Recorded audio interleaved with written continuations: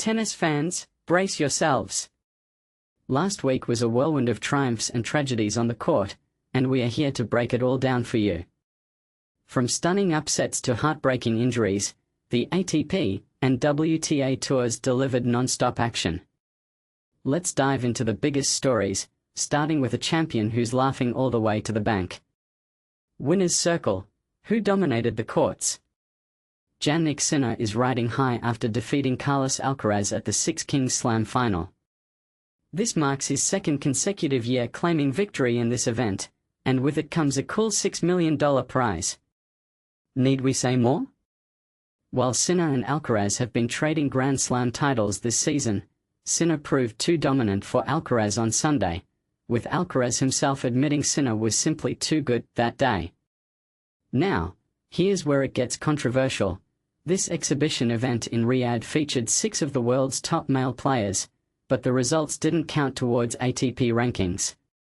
Yet, each participant walked away with at least $1.5 million.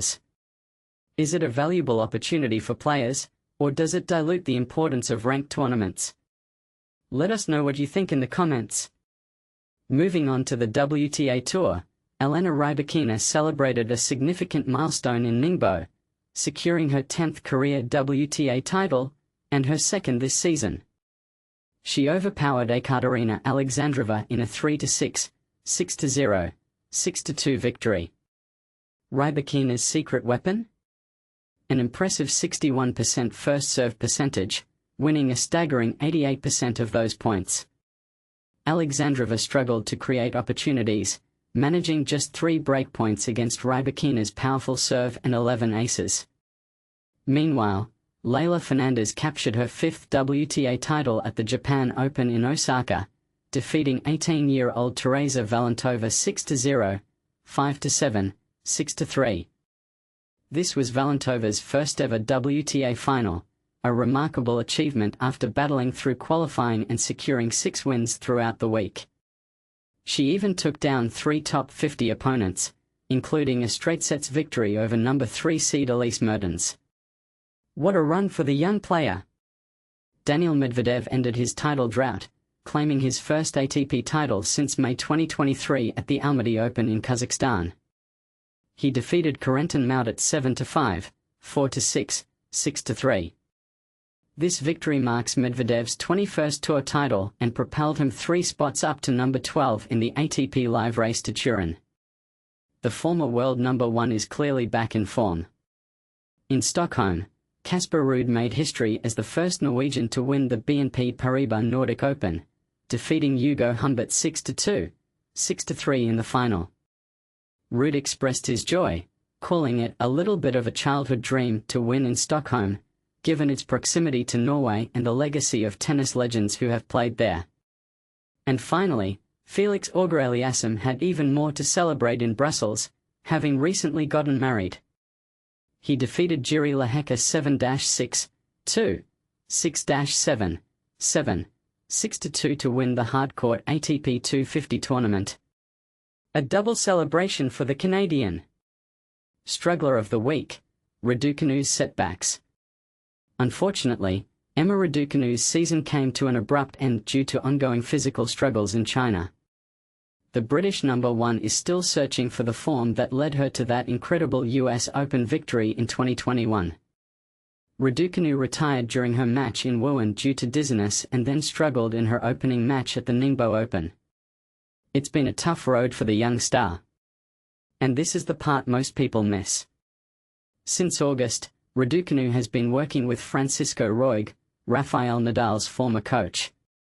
But Roig is actually her 10th coach since her US Open triumph. Raducanu has admitted that her own questioning nature might contribute to these coaching changes. I keep provoking and asking questions to coaches and challenging their thinking as well, she explained. Is this a sign of a player taking control of her career, or a recipe for instability? What do you think? Moment of the week, Rune's heartbreaking injury. The tennis world held its breath when Holger Rune suffered a complete rupture of his Achilles tendon during his semi-final match against Hugo Humbert at the Nordic Open. The devastating injury forced him to retire from the match and undergo surgery. This is the latest setback in what has been a difficult season for the young Dane, who has been plagued by physical problems. Rallies to remember. Casper Ruud's incredible forehand winner against Hugo Humbert at the Nordic Open final showcased his never-say-die attitude. Rafael Colignan's resilience in Brussels, refusing to surrender a point against Auger-Aliassime, ignited the local crowd. Looking ahead, upcoming events.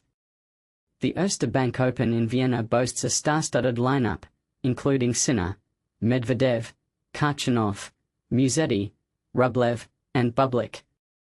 Meanwhile, in Basel, Shelton, Fritz, and Ruud will compete for valuable points ahead of the season finals in Turin.